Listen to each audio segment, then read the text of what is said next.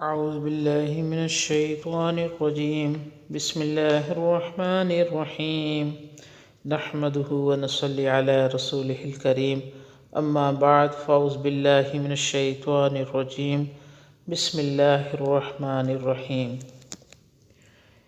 انشاءاللہ آج ہم سورہ فاتحہ کی آیت نمبر 4 سے 7 اس ترجمہ اور تفسیر پڑھیں گے۔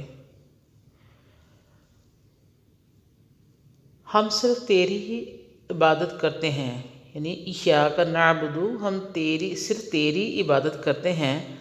ہم اللہ کی 4 صفتیں پڑھ چکے ہیں۔ وہ تمام جہانوں کا رب ہے، زمین اور آسمان کی ہر چیز اپنی ترقی اسی کی مدد سے پاتی ہے، وہی ہر ایک کی ضرورتوں کو پورا کرنے والا ہے۔ وہ بے حد مہربان ہے، اپنی رحمت سے اور ہر شخص کی ضرورتیں پوری کرتا ہے، ہر قسم کی مشکلات دور کرتا ہے۔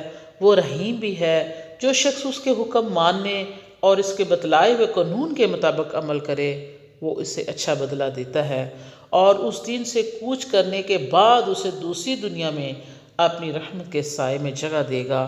وہ بدلے کی گھڑی کا مالک بھی ہے، اس دنیا میں بھی ہمارے کاموں کے نتیجے پیدا کرتا ہے اور ان کا بدلہ دیتا ہے، اور قیامت کے بعد بھی ہمارے اعمال کا ٹھیک ٹھیک بدلہ دے گا۔ اچھے کاموں کی جزا اور برے کاموں کی سزا دے گا۔ اللہ کی یہ صفات بیان کر کے اس آیت میں اب بندوں کو ان کا فرض بتایا گیا ہے کہ وہ صبح و شام سوتے جاگتے اٹھتے بیٹھتے صرف اسی ایک اللہ کی اطاعت اور بندگی میں مصروف رہیں، ہر وقت اس کو پکاریں، مصیبت کی گھڑی میں اسی سے فریاد کریں، اور آرام اور سکون کے وقت اسی کا شکر ادا کریں۔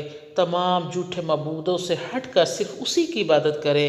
عبادت کے معنی بندگی، اطاعت اور فرما برداری کے ہیں، اور اس سے مراد نہایت درجے کی عاجزی اور انتہائی انکساری ہے، جو کسی کی تعظیم کے لیے عمل میں آئے۔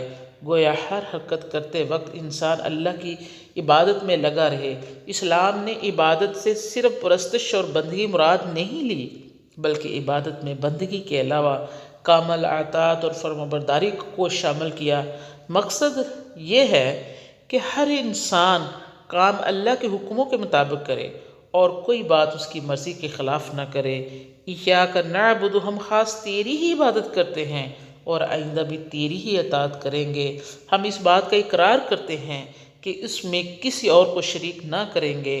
تمام انسان حضرت آدم علیہ السلام کی اولاد ہیں۔ کسی میں یہ طاقت ہے کہ وہ اپنے آپ کو خدا کہلا سکے یا اور کسی کو اپنی بندگی پر مجبور کرے، یا کسی انسان کے لیے کب جائز ہے کہ وہ خدا کے سوا کسی اور کے حکموں کو مانے یا اپنی مرضی پر چلے؟ ہم سب اسی کی فرما بردار ہیں اور اسی کے حکموں کے مقابلے میں کسی کا حکم ماننے کے لیے تیار نہیں۔ اور ہم تیری ہی مدد طلب کرتے ہیں۔ انسان جب اللہ کو اپنا رب مہربان اور مالک تسلیم کرتا ہے اور اپنی عاجزی اور بندگی کا اقرار کرتا ہے، تو اب بندے کے لیے اس کے سوا اور کوئی صورت ہی نہیں کہ وہ اپنی ہر ضروریات کے وقت اسی کو یاد کرے، اور اپنے ہر کامیابی کے لیے اور ہر مصیبت میں بچاؤ کے لیے اور ہر ضرورت کو پورا کرنے کے لیے اسی آقا کو پکارے۔ وہ اپنی کتاب میں جا بجا یہ وعدہ کرتا ہے کہ اگر انسان پوری طرح خدا کا فرما بردار ہو کر رہے تو خدا کبھی اسے نامراد اور ناکام نہیں لٹائے گا۔ اللہ تمام کائنات کی ہر قسم کی مخلوق کی ضرورتوں کو پورا کرتا ہے، بھوکھوں کو روزی پہنچاتا ہے، بیماروں کو شفا بخشتا ہے، یتیموں اور مسکینوں کی نگرانی کرتا ہے، دن رات کھلے ہاتھوں اپنی رحمت لوٹاتا ہے، لیکن پھر بھی اس کی رحمت میں کوئی کمی نہیں آتی۔ اگر زمین و آسمان کے بسنے والے سب اپنی اپنی آرزوؤں کا اظہار اپنے اپنے طور پر اسی کے سامنے کرتے ہیں اور خدا ان سب کو پورا کرتا ہے، پھر بھی اس کے خزانے میں اتنی کمی نہیں ہوتی جتنی ایک بڑے سمندر میں ایک سوئی ڈبو کر باہر نکال لینے سے ہو سکتی ہے۔ ہم میں کوئی شخص کتنا بھی امیر ہو، وہ اس قدر دولت تقسیم نہیں کر سکتا، اور اگر جرت کرے بھی تو اس کا خزانہ پل بھر میں ختم ہو جائے گا، اور آخرکار وہ بھی خدا ہی سے مانگنے پر مجبور ہوگا۔ ایاک نستعین عربی میں سادہ طور پر اس کا مطلب کہ ادا کرنے کے لیے ہم تیری عبادت کرتے ہیں نستعین کا کہا جاتا ہے، لیکن اللہ رب العزت نے معنی میں خاص زور اور تاکید پیدا کرنے کے لیے ایاک نستعین فرمایا۔ اب اس کے معنی یہ ہوگے کہ ہم سب کو چھوڑ کر تجھی سے مدد مانگتے ہیں۔ انسان کی بے بسی اور بے چارگی کا تقاضا ہے کہ وہ کسی ضرورت کے لیے خدا کے سوا کسی اور سے مدد نہ مانگے، ہر امتحان میں اسی کا سہارا ڈھونڈے، ہر مصیبت میں نجات اسی سے طلب کرے، ہر مہم میں کامیابی کے لیے اسی کو پکارے۔ اس کے سوا کون ہے جو اس کے درد دل کا درماں بن سکے؟ حدیث شریف میں آتا ہے کہ ایک مرتبہ سرور کائنات صلی اللہ علیہ وسلم نے صحابہ سے فرمایا کہ تم میں سے کون ہے جو اس بات کا وعدہ کرے کہ وہ کبھی کسی سے نہیں مانگے گا؟ اس پر تمام صحابہ نے عہد کیا کہ وہ اللہ کے سوا کسی سے نہیں مانگیں گے۔ چنانچہ ان صحابہ نے زندگی بھر کسی سے کچھ نہیں مانگا۔ بعض لوگوں نے یہاں تک کیا کہ اگر سواری پر بیٹھے ہوئے چابک گر جاتا تو کسی سے چابک اٹھا کر دینے کو نہ کہتے بلکہ خود اترتے اور چابک اٹھاتے۔ یہ ہے ہمارے بزرگوں کا عمل۔ ہم بھی اسی راہ پر چل کر اپنی دنیا اور آخرت کو کامیاب بنا سکتے ہیں۔ تو ہمیں سیدھے راستے کی ہدایت دے۔ اہدنا الصراط المستقیم۔ ہم نے اللہ کو اپنا رب، مالک اور مہربان تسلیم کر کے اس کے ساتھ قرار کیا کہ ہم صرف اسی کی اطاعت اور بندگی کریں گے اور اسی سے ہر وقت مدد مانگیں گے۔ اب ہماری یہ آرزو ہے کہ ہمارا آقا ہماری رہنمائی کرے اور ہم بھولے سے بھی کوئی ایسی غلطی نہ کر بیٹھیں جو اس کی ناراضگی کا سبب ہو۔ اس کے لیے ہمیں ایسی راہ کی ضرورت ہے جس پر چل کر ہم اسی کی خوشنودی حاصل کر سکیں اور جو ہمیں بالکل سیدھا اسی تک پہنچا دے۔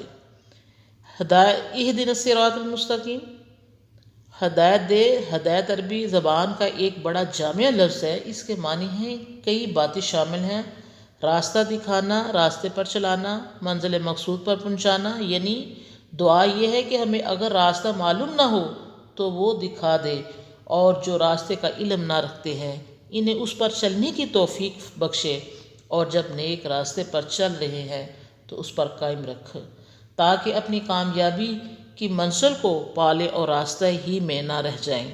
یہ راہ ہم اپنے علم اور اپنی عقل سے دریافت نہیں کر سکتے، چونکہ علم محدود ہے اور عقل ناقص ہے۔ اس لیے ہم اسی سے درخواست کرتے ہیں کہ اپنے علم کی بنا پر ہمیں ایسے راہ بتا دے جس میں کوئی کجی نہ ہو، کوئی اونچ نیچ نہ ہو، کہیں ٹھوکر لگنے کا ڈر نہ ہو، زندگی کا مکمل دستور العمل ہو، زندگی کے ہر گوشہ اور ہر شعبہ میں ہدایت کا ایک مکمل قاعدہ ہو۔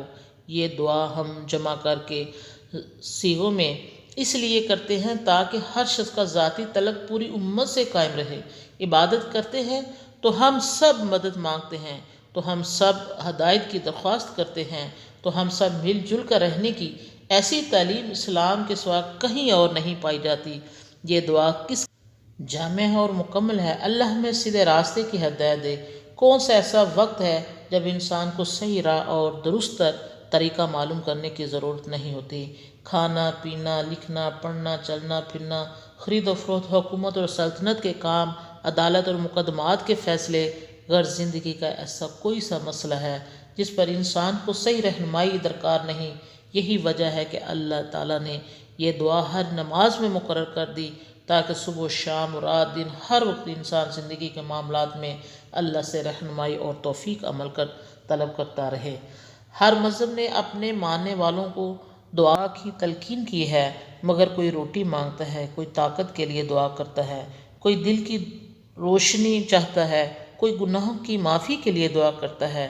ہمارا پروردگار نے ہمیں ایک جامع اور مکمل دعا بتلائی کہ ہر دم ہر کام میں صحیح اور درست راہ معلوم کرنے اور اس پر چلنے اور قائم رہنے کی دعا کرو۔ صراط الذین انعمت علیہم، ان لوگوں کا راستہ جن پر تو نے انعام کیا۔ اس سے پہلی آیت میں ہم نے اللہ سے دعا کی تھی کہ وہ ہمیں سیدھی راہ دکھائے۔ اب سیدھی راہ کی مزید تشریح اس آیت میں کی گئی ہے۔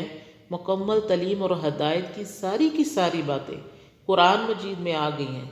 اللہ تعالیٰ نے اپنے فضل و کرم سے ان ہدایتوں کو عملی نمونے بھی انسانوں میں کثرت سے بھیج دیے تاکہ ان کی پاکیزہ زندگی سامنے رکھ کر صراط مستقیم پر چلنا ہمیں اور زیادہ آسان ہو جائے۔ چنانچہ ہمیں دعا بتلائی کہ وہ ہمیں ایسے لوگوں کے نقش قدم پر چلائے جن پر اللہ تعالیٰ نے انعام فرمائے۔ ان انعام یافتہ لوگوں کا ذکر قرآن مجید سورۃ نساء آیت نمبر 39 میں موجود ہے۔ اس آیت کا ترجمہ یہ ہے ان لوگوں کے ساتھ جن پر اللہ نے انعام کیا، یعنی نبی، صدیق، شہداء، صالحین، اور ان کی رفاقت کیسی اچھی ہے۔ نبی اس برگزیدہ شخصیت کو کہتے ہیں جسے اللہ تعالیٰ نے اپنا پیغام بندوں تک پہنچانے کے لیے چن لیا ہو۔ نبی کی تعلیم میں کسی غلطی کا امکان نہیں ہوتا، وہ ہر قسم کے گناہوں سے محفوظ اور معصوم ہوتا ہے۔ بے شمار انبیاء کی زندگی کے واقعات قرآن مجید میں کثرت سے بیان ہوئے ہیں۔ نبیوں کی اس پاکیزہ جماعت سب سے بڑے سردار حضرت محمد صلی اللہ علیہ وسلم ہیں۔ آپ کی مبارک سیرت کی ایک ایک بات محفوظ ہے، اور ہر بات کی پیروی ہماری زندگی میں کامیابی اور آخرت میں نجات کا باعث ہے۔ صدیق انبیاء کے بعد دوسرے درجے پر ہیں۔ یہ لوگ نبیوں کی تعلیمات کے ذریعے بڑے اونچے درجے کو پہنچتے ہیں، جیسا کہ حضرت ابو بکر صدیق رضی اللہ تعالیٰ عنہ صدیق اکبر کہلائے۔ شہداء وہ بزرگ کہلاتے ہیں جن پر نبیوں کی تعلیم سے ایک خاص اثر پڑتا ہے۔ ان کو ثواب اور اللہ کی دعاؤں پر پورا یقین ہوتا ہے، اور وہ یہاں تک آمادہ ہو جاتے ہیں کہ اپنی جان تک کی بازی لگا دیتے ہیں۔ ان لوگوں کو اللہ ہمیشہ کی زندگی عطا کرتا ہے۔ صالحین وہ لوگ ہیں جو انبیاء کی پیروی کرتے ہر ممکن طریقے سے کرتے ہیں۔ یہ سبھی لوگ اپنے اپنے درجے میں بعد میں آنے والوں کے لیے نمونہ کا کام کرتے ہیں۔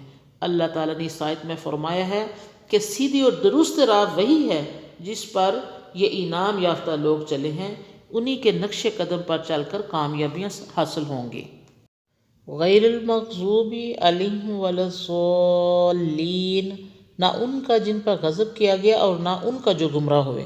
سورہ فاتحہ میں ہمیں یہ دعا بتلائی گئی ہے کہ اے ہمارے رب، ہمیں سیدھے راستے پر چلا ان لوگوں کے راہ پر جو دنیا اور آخرت میں تیرے انعام کے مستحق ہوئے، جن پر ہمیشہ تیری برکتیں نازل ہوتی رہیں۔ اس آیت میں بتلایا کہ یہ بھی دعا کرو کہ اے اللہ، ہمیں ان لوگوں کے راہ سے بچا جو مغضوب اور گمراہ ہوئے۔ مغضوب غضب سے ہے، یعنی وہ لوگ جو اللہ کے غضب کا شکار ہوئے، جن پر اللہ تعالیٰ کا غضب اور عذاب نازل ہوا، جنہوں نے اللہ کے احکام کی نافرمانی کی، نبیوں کو جھٹلایا اور حق کو پہچان لینے کے بعد بھی اس کو مٹانے کی کوشش کی، جنہوں نے تیری تنبیہ کی کوئی پرواہ نہ کی اور جان بوجھ کر اپنے کاموں کی وجہ سے تیرا غصہ اور غضب کا نشانہ بنے۔ الضالین گمراہ، اس سے مراد ایسے لوگ ہیں جو غلط راہ پر پڑ گئے۔ یہ گمراہی اسی طرح ہوتی ہے کہ ہدایت کے اسباب تو میسر ہیں، مگر جان بوجھ کر غلط راستہ اختیار کیا جائے۔ یہ بات کبھی ذاتی خواہشوں میں پھنس کر اہلاک، درد و حانیت کو چھوڑ دینے سے، کبھی مال اور دولت کی حرص سے، کبھی غلط رسموں اور بری عادتوں میں پڑ جانے سے، اور کبھی بری صحبت سے پیدا ہو جاتی ہے۔ مفسرین کرام فرماتے ہیں المغضوب علیہم کی پوری مثال یہودی ہیں جو اللہ کے غضب کا شکار ہوئے۔ اس بات کی تائید میں حدیثیں بھی آئی ہیں۔ یوں یہ آیت ان سب کے حق میں عام ہے جو شرارت و ذاتی برائی کی وجہ سے سچائی کی مخالفت جان بوجھ کر کرتے رہے اور ان پر اللہ کا عذاب آیا۔ مفسرین کے نزدیک الضالین کی ظاہری مثال عیسائیوں کی ہے جو ایک نبی کو مان لینے کے بعد بھی گمراہی میں جا پھنسے اور شرک میں مبتلا ہو گئے۔ ان کے علاوہ جو قوم بھی حق کی راہ سے بھٹکے گی، گمراہ کہلائے گی اور ضالین کی فرصت میں شمار ہوگی۔ ہم اللہ تعالیٰ سے دعا کرتے ہیں کہ وہ ہمیں ایسے تمام لوگوں سے بچائے جن پر ان کا غصہ اور غضب ہوا، جو عملی غلطیوں کے شکار ہوئے اور جو سیدھی راہ سے بھٹک گئے اور عقیدے کی خرابی اور عمل کی برائی کا شکار ہوئے۔ آمین، خدا کرے ایسا ہی ہو۔